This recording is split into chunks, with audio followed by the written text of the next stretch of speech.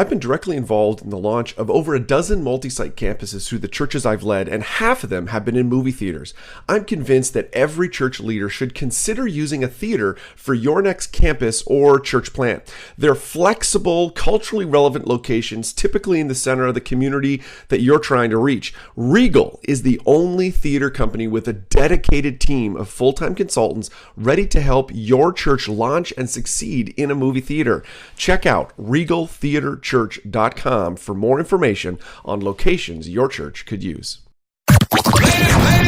Welcome to the unSeminary podcast. Are you looking for practical ministry help to drive your ministry further, faster? Have a sinking feeling that your ministry training didn't prepare you for the real world? Hey, you're not alone. Join thousands of others in pursuit of stuff that we wish they had taught in seminary. Buckle up and let's get started with this week's unSeminary podcast. Well, hey everybody, welcome to the unSeminary podcast. My name's Rich, the host here, and we're just so honored that you would take some time out from your week. We know that you've got a lot going on at your church as we head into this weekend, and I'm just honored that you would take some time out to be with us. Today, we're in for a real treat. We've got Phil Taylor with us from Mosaic Church in Central Florida. Mosaic's a fantastic church. If you haven't had a chance to check them out, you should. They've been around since about 2003. They started in Easter 2003. Another church, our church started on Easter. So did Mosaic. There are currently 3 locations in Central Florida. Phil, welcome to the show. Thanks. Great to be here, Rich. Yeah, Phil, why don't you tell us a little bit about Mosaic? Give us kind of the sense of what people, would expect from the church and then your role there. Yeah, sure. Well, we are in the backyard of Disney World, and so that's kind of the dominant focus of the whole area here. You've got 55 million tourists a year coming to the Orlando area. You've got at Disney World alone, 74,000 people that work there. And so we really, we serve a lot of people that are in the entertainment industry, in the theme park industry, in the hospitality industry, and that really kind of pervades our culture here, which makes it kind of an interesting place because you've got people moving here from all over the place. No one that lives in Orlando is from Orlando. The first question you ask is, where are you from? Because the assumption is you're not from here. Yes. Which makes it kind of an interesting place because it's sort of this place where people are picking up from all over the country or world and saying, I'm going to go move to Orlando. So it kind of has a little bit of a modern day West kind of a feel to it, which is a lot of fun. Mosaic Church is in 3 locations. One of our locations is actually at Disney World. We have a location in Disney property in what's called the Downtown Disney, or now Disney Springs area, and we have a campus pastor there. And then we have 2 other kind of more suburban campuses, and we're actually getting ready to bring those 2 campuses together into one new building because the building we found just happens to be in the middle, and it's going to give us a lot of space for growth. So that'll happen later on this year when our construction is finished. But tell us about your role there. What is your role at Mosaic? So my title is called Executive Pastor of Leadership and Development. Okay. And you'll notice it's not leadership development, it's leadership and development, and that's important because it's the focus is certainly about half my time is spent on leadership development, which is with our staff, with our elders, building our eldership program. 27 elders in process right now to become elder/pastors. And then the other side is the development side, which is really kind of project management. So if we're relaunching our brand or relaunching a website, I'm probably going to drive that team. I'm going to hire the people that we're doing outsourcing with, and a mix of team members and outsourced. In our capital campaign that we did last fall, kind of brought together the team of mostly staff, and then we hired Generis to work with us in that. In our building project, I'm bringing together the key stakeholders from the different departments to make sure that kids ministry area is being designed well, and that they're talking to the architect about what they need, and just kind of bringing all those pieces together. So kind of large projects. So there's a portion of my job each week is going to be with people. Probably half of my week is with people, and really the staff members and key leaders, and then the other half is going to be spent on what's the big thing we're working on right now. And so I love that because my job constantly changes. I get bored really easily, and so it's nice to be able to just kind of continually change and also be the one who decides what is the next project that we're going to work on. So because I am in that second chair role, I get to be the one who says, hey, we're going to in order to bring the vision into reality, this is what we need to focus our time on next. And that's a lot of fun for me. So. Yeah, it sounds really like, you really live at the intersection of vision and reality, right? How do we kind of convert ideas and make those into, reality? I'd like to kind of dig into that a little bit, hear a little bit more about that. And then, Sure. Specifically kind of how, what does that look like for you? How is it that you are, helping that vision come to reality in your church? Yeah, that's really kind of my life calling, is bringing vision into reality. When I was first out of seminary, like a lot of guys, I became a lead pastor because kind of the leadership culture kind of drives people into the lead pastor role. And I did that, and it was going fine, but I really realized that God had gifted me more effectively to be a second chair leader. And it was kind of during that space that God really spoke to me in I would say a pretty clear way, and said, the job for the rest of your days on this planet is to come alongside of really highly gifted communicator visionaries who have a potential to really create a generational impact, but who on their own lack the organizational ability to bring that vision into reality. And so that kind of summary there of bringing vision into reality, coming alongside of those crazy lead pastor types who have a million ideas and only 6 of them are actually feasible, but you gotta kind of wade through them and figure out what's going to work, and then come alongside of them and say, oh great, let's bring this thing into reality. So what that looks like in our church context is that I'm capturing the vision of our lead pastor and really internalizing it so that it really becomes my own, really so that it's as clear to me as it is to him. Right. And if someone comes to me and says, hey, what's the vision of our church? I can articulate it just as well as our lead pastor can, and maybe even in a different way for the people who don't think like a, kind of in the clouds kind of guy. So it's that, and then saying, okay, well, if this is the vision, how are we going to bring that into reality? So I'll give you an example. When I got to our church here a little under 3 years ago, I asked our lead pastor lots of questions, but one of the questions I asked was just, hey, what are some of the biggest pain points in the church right now? Like, what are the crying needs of the church? And he said, man, if we don't get leadership development right, like very soon, it's going to sink us because we've grown too fast and we don't have the depth of leadership that we need. And so I said, okay, great. And then that's really all he said on that point. There was nothing else said on that point. And then I went away and I built a whole leadership development strategy for our church that was focused on both lay leaders and staff leaders, and came back, a couple of months later and, walked him through the plan and said, what do you think about this? And he, asked me to tweak this or alter that a little bit. But for the most part, it was like, dude, run with it, go for it. Then I, over the next couple of years began, putting that into motion, and we've now got a leadership pipeline in place that just has a constant stream of leaders coming online. And what it's done is it's expanded our ability to shepherd the church well. And that's really the goal, is that we want to be able to shepherd the people who come to Mosaic really, really well, and that requires training up a ton of shepherds. So. Yeah. Interesting. Now, why don't you dig in, maybe using that as an example around, what is it that you're doing to pick apart a giant vision and make a really workable and realistic plan? How are there been kind of common patterns through that you've kind of been seen over the years as you've been able to do that at your church? Because I think we can all identify. There's a lot of people that listen in, are executive pastors leading from that second chair. And we've all been in that scenario where, the lead pastor comes in and says, we're going to do this giant thing. And we're like, okay, we've got $12 and 3 people. Not sure how we're going to do that, but let's figure it out. I think you just hit on a really important point there, which is the lead pastor walks into a room and says, we're going to do this awesome thing. Right. And if that time that he says that is the first time that the executive pastor is hearing about it, you have a major problem in communication between your lead pastor and your executive pastor. Good call. Either the LP doesn't trust the XP, or the XP is not gifted well enough for that role, or inappropriately for that role. So my lead pastor and I, we meet every week for at least an hour. 1 week it'll be with our full executive team. The next week it'll be just he and I. Sometimes it's a 2-hour meeting where we can dig into life a little bit more. But in those times, I'm always asking him, hey, what is God speaking to you?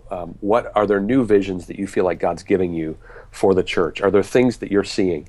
And then we're talking about that. And so our lead pastor I don't mean this in a pejorative way, but he knows better than to walk into a staff meeting with 30 or 50 people at Right. and say, hey guys, I've got a great new idea. Right. Now you guys all go make it happen. No, Right. that's not the way we do things. It is the way our church used to do things.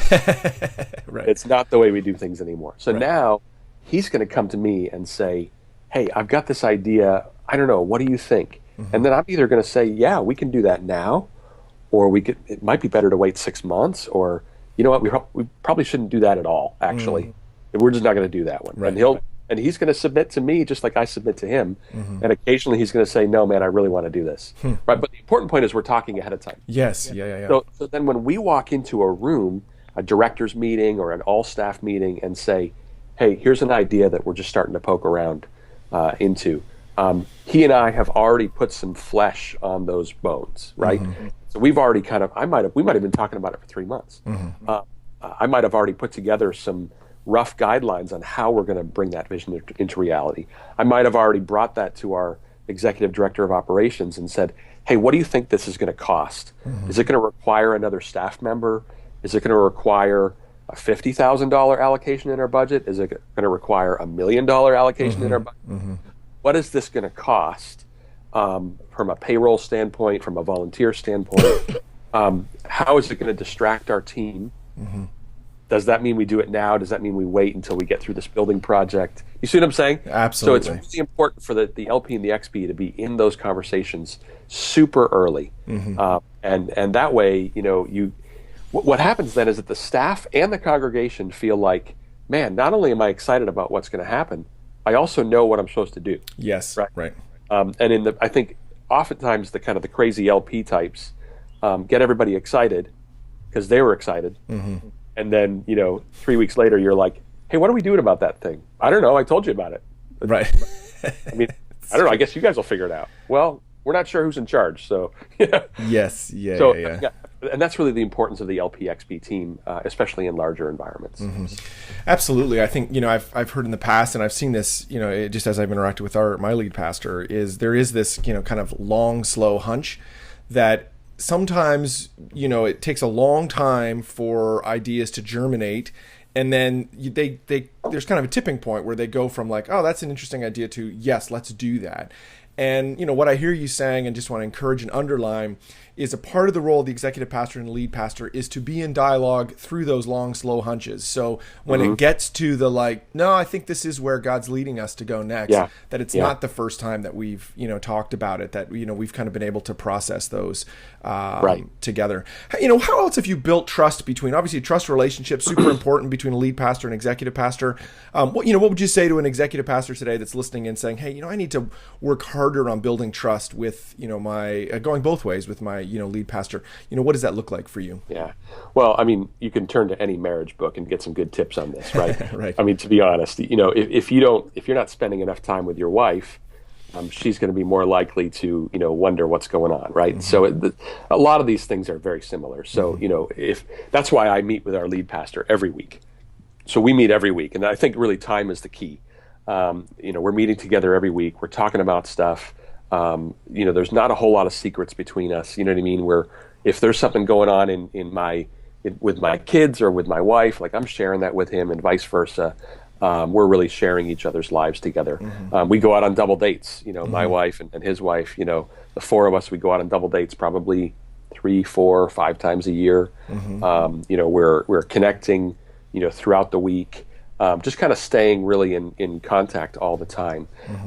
But then, a great way to build trust is from the XP to the LP. A great way to build trust is to keep a running list of things that you just need to keep him informed of. So I'm a big Wunderlist guy, and I keep one of the lists in my Wunderlist app is just has our lead pastor's initials on it. And anytime there's something that comes up and I'm like, oh, I need to let Renaud know about that. Our lead pastor's name is Renaud.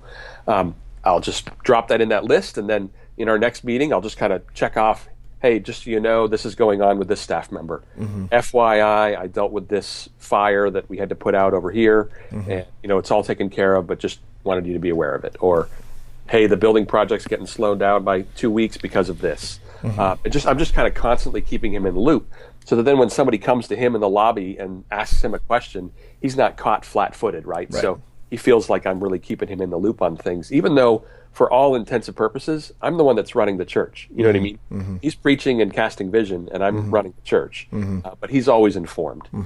So that's a really big one. And then from the other direction, from the LP to the XP direction, building trust with me, because that's just as important for me, is that, again, we've got an open dialogue, and he's informing me of things. But what I've found is that because I'm the more organized guy, I have to kind of pull it out of him. I have to kind of, when I sit with him, I'll say, hey, have you had any meetings over the last week that I need to know about? Is there any conversations that you've had with people that would be helpful for me to know about? And I'll kind of pull that out of him. And that's super helpful for kind of just creating trust between us. And then just making it okay to kind of poke into each other a little bit. So I'll give you an example. A couple of weeks ago, our lead pastor made a decision that I didn't agree with. He made it when I wasn't in the room, and it affected me. And so, rather than getting upset about it and not talking about it for 2 weeks, I just gave him a call. Hey, man, heard about the decision you made in the planning meeting earlier today that I could be at. Yeah, what's up? I said, well, here's why I think it might be a bad idea. Oh, gosh, I didn't think about that. That's okay. Well, let's go with your way, because I think your way is probably better. Okay, great. It was easy, quick, but that builds trust. Like, we just talk about it. We just talk about it. Right. Exactly. Yeah. Don't go underground. Don't harbor any of those issues. Short accounts for sure. Definitely. Let's change tack a little bit. When we talk about getting the, big part of an executive pastor role is really the team development side of it. And, obviously you've talked about that. That's really a big piece of what you do, leadership development, staff, and otherwise. When you think about getting the right people on the team, getting the right people on, the bus, and really putting them to work to implement the vision, what would you share as kind of some best practices from, that point of view? Obviously, there's a lot there, kind of getting the right team members and make sure that they're, positioned in the right place. Yeah, well, I think, culture fit is probably the most important thing. Excuse me. Culture fit is huge. And so I think that, the trend in a lot of younger churches and newer churches is to hire from within. There was just a report, I think, that Warren Bird did on hiring practices, and it showed that, younger, newer church plants tended to hire from within more than going outside. And so we try to have, most of our people that we're bringing into leadership roles, staff roles, be people that we're hiring from within the church. That may mean that they lack some of the educational credentials that another staff might have. They might have been homegrown. They might have, the only theological development they might have had happened at your church. But that the benefit there is that they really get your culture. They're passionate about your church culture, and so they kind of already want to die for your church. You know what I mean? Like they already are bought in. Now, interestingly, I was the first guy in the church staff that was hired from outside, like in 13 years.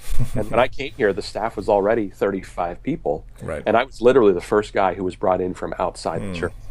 And so, that was kind of a weird thing for the rest of the team. Yes. Figure out, like, here's this outsider and he's telling us what to do. And so we had to kind of navigate that for a while. But I won them over and showed them that I love the church just as much as they do. And so I think hiring from within is important. When you do hire from without, you've got to make sure that as much as possible, there's vision alignment, there's DNA alignment. There's even some intangible things. We just hired a new worship pastor, and of course we didn't have a guy inside that we thought was going to be the right fit, and so we did the national search thing. I chose not to hire a search firm for this one because I felt like I had enough contacts, and leveraged the contact at Austin Stone Church in Texas, and asked those guys if they had anybody that we ought to take a look at. And we're in the same network of churches, Acts 29 network, and so the worship pastor there gave me a guy. He said, "Hey, I think you ought to take a look at this guy." And as we started talking, we found out that he actually used to live in the same town as our church. Oh, wow! His in-laws lived in the next town over. Oh, wow! So it kind of just created this really natural thing where, even though he wasn't, he hadn't grown up in our church, he hadn't been trained up in our church, he had all these natural connections to our area. And so we're always trying to look for those natural connections. Before moving here from upstate New York, I loved Orlando. So I was passionate about the city of Orlando for a decade before moving here. So for me, coming to Orlando was like, of course, I'd love to come to Orlando, right?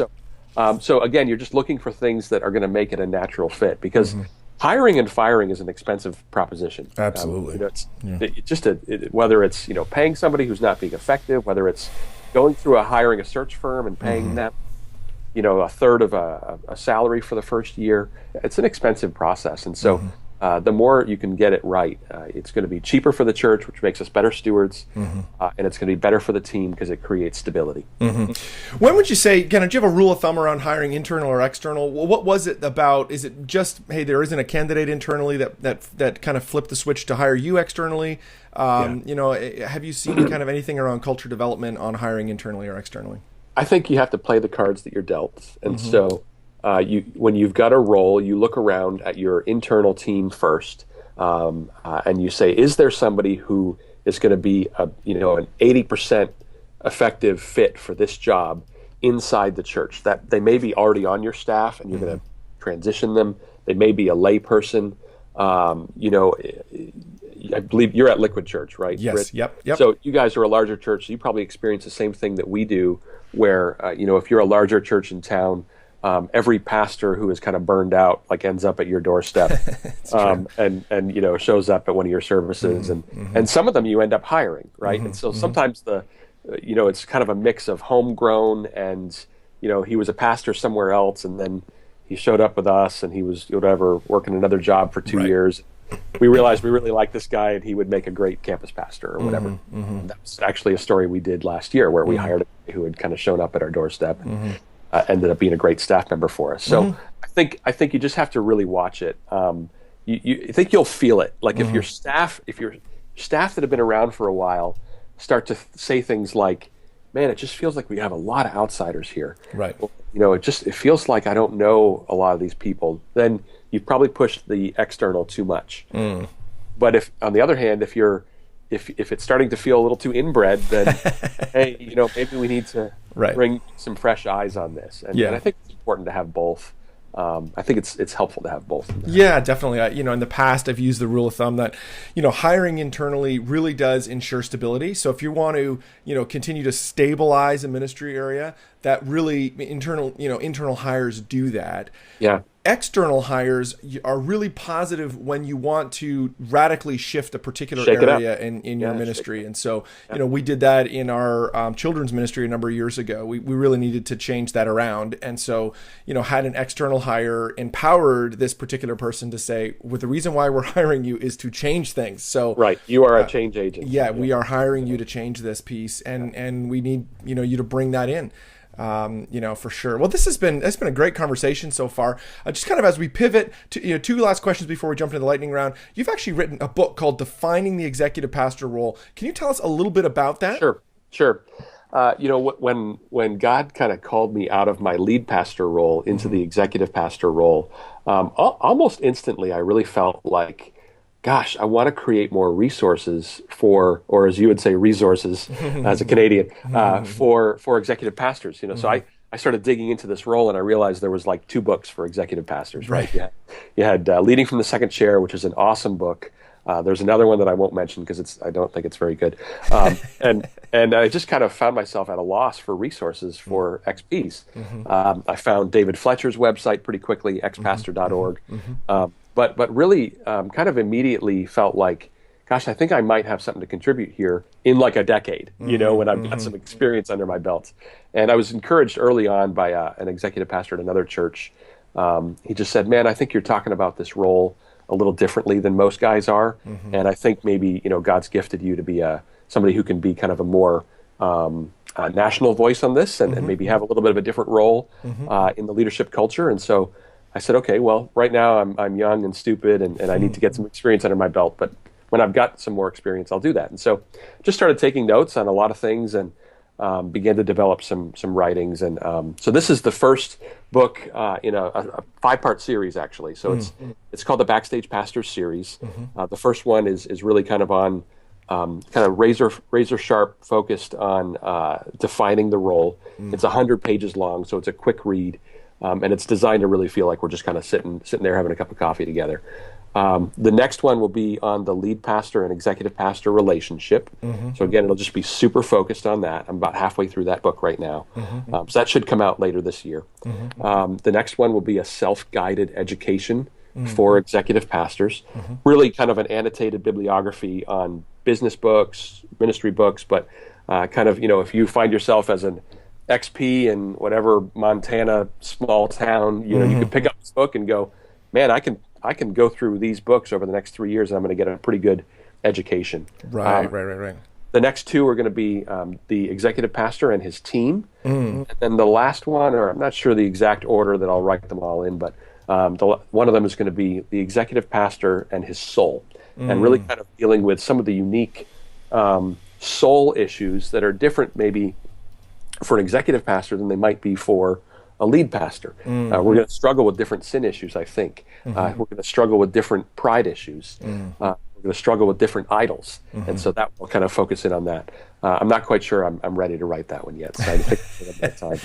I'm excited to kind of poke away at this series over the next few years. This is the unSeminary podcast. Stuff you wish they taught in seminary. And we're going to jump into the lightning round, just to kind of wrap up with a few questions here that we ask everybody that's on the show. Today, super excited to have Phil Taylor with us from Mosaic Church in Orlando, or in and around Orlando. Always nice to talk to somebody from the Sunshine State. Phil, what is an online resource you're using these days that you're finding particularly helpful in your ministry? Sure. I mean, Evernote tracks everything for me. What I really love about Evernote is that I can create a link to a note and then continue to update it. So I just had an elder meeting last night, and I sent all of our elders about a week ahead of time the link to the agenda notes for that night. And then over the course of the week, any file that I wanted to include, a bylaw adjustment or a P&L statement, I just could continue to drop those into the link, and my guys knew, hey, I'll just keep checking this and it's going to keep on getting updated. And then it lives on, and even the next day I can drop in the notes from the meeting. And so I find Evernote to be super helpful for kind of leading and shepherding people. So that's great. Absolutely. What's a book you've read, I don't know, in the last 6 months to a year that's had an impact on your thinking or ministry? Yeah. I've had a book on my shelf for probably 2 years that I just hadn't gotten around to reading. And I just read it. It's called Make the Noise Go Away. And it's by, I think it's called, I've actually got it on my desk here. It's Larry Lynn. I can't see that. But anyway, Larry Lynn, it's a business book, but really it's a story of it's kind of written in kind of a Patrick Lencioni, narrative kind of style, fable kind of style. And it's really a book about a first chair leader and a second chair leader in the business world, trying to figure out how their relationship works. And I found it to be really helpful in the research for my second book. So it's short, it's easy, and I'd encourage any executive pastor to pick it up and maybe even with their lead pastor. Cool. What's another ministry you're looking to these days that kind of inspires you? Yeah, I just spent some time at a church in Colorado called Red Rocks Church. Great church. And I was out there at a Potter's Inn, which is a kind of a soul care development place in the mountains of Colorado. And I popped into Red Rocks Church because my brother-in-law is pretty involved there. And it was great to learn from them and kind of see how they just transformed a big box store into one of their campuses, similar size to what we're doing. We're transforming a big box store into our new largest campus. And so it was great to kind of see how they solve different problems. But they've got some great stuff. I really like how they kind of approach branding and kind of telling their story. I think they tell their story really well. So yeah, they're a great place to learn from. And then, really for kind of deeper soul stuff, the Potter's Inn that I just mentioned, man, I've learned a lot from them. I think a lot of times, if you think of, who is the forgotten flock in the church, it's typically the staff. And so, part of my role is to shepherd the staff and kind of be their pastor in a sense. But then you kind of go, well, great, then who's your pastor? And so, I think it's kind of hard to accomplish that inside of your church. And so the Potter's Inn is a group that we've contracted with to really provide soul care for our executive level leadership. So our lead pastor, myself, and probably a couple others will pull into that. So my wife and I went and spent a week there and had kind of a soul care intensive with Stephen and Gwen Smith. Stephen's written a ton of books on soul care. Highly encourage pastors to check out his stuff. Very cool. If you could get 15 minutes with any leader alive, who would you want to get that with and why?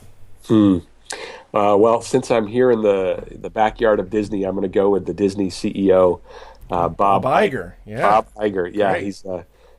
He's struggling a bit. He only made $45 million last year. You'll take the tithe, though. Exactly. So he's transformed a lot there. He's been on a kind of a buying spree and bought up Lucasfilm and all sorts of things. But I think because we serve so many what Disney calls their cast members, it's what they call their employees. Because we serve so many cast members, I'd love to just sit down with him and talk about that and maybe ask him, hey, why can't we rent any of your buildings? We're in a Holiday Inn just out. I want to rent one of your buildings for a campus, But he's a pretty smart guy. So. Yeah, that's amazing. They're obviously an incredible company to keep an eye out on. It'll be intriguing. I'm a big Disney fan, and it'll be interesting to see what'll happen in the transition as he starts to think about retirement and will there be an internal battle like there was when they've already decided his successor. Oh, I didn't know that. That's cool. It's already been named. Yeah, great. Oh, good. Well, that's good. It'll be interesting to watch how because he's had an incredible run. As a leader for sure. All right. Well, I'm sure leading obviously takes a lot at Mosaic when you just want to kick back, relax, kind of enjoy life a little bit. What do you do for fun? What do you do just to kind of relax? I love to run. I love running half marathons and marathons. I love to kayak. I'm actually staring out at Lake Louisa right now, and I would love to get out there on my kayak right now. But right. And then because we are in kind of the Orlando area, my family loves going to theme parks, and we get the Florida resident discount, and we'll head out to Legoland or Disney or Universal. We enjoy doing that on the weekends, so it's a lot of fun. Very cool. Well, I really appreciate you being on the show today. If people want to get in touch with Mosaic or with you, how can they do that? Yeah, they can email me, Phil T at thisismosaic.org, and that's our website, thisismosaic.org. And I'd be happy to reach out. I blog at backstagepastors.org. That's my website where I post on a lot of just really practical stuff about ministry and just try to share whatever I'm working on. I just try to share it on there. So very cool. Thanks so much for being on the show today, Phil. Good to be here. Thanks. Thank you for tuning in to this week's unSeminary podcast. Don't be shy. We'd love to connect. Check out unSeminary inbox. You can sign up at unseminary.com and we'll send you helpful training resources every week. Plus, you'll gain immediate access to our exclusive members area with tons of resources you can use. Connect with Rich on Twitter at Rich Birch or through email, rich@unseminary.com. Don't forget to check out the show notes for this episode at unseminary.com. It includes links to what we talked about today and more. Leave a comment. We'd love to hear from you. Did you enjoy today's episode? Drop by iTunes and leave a review. Thanks again for tuning in to this week's unSeminary podcast. Join us next week when we'll learn more stuff we wish they taught in seminary.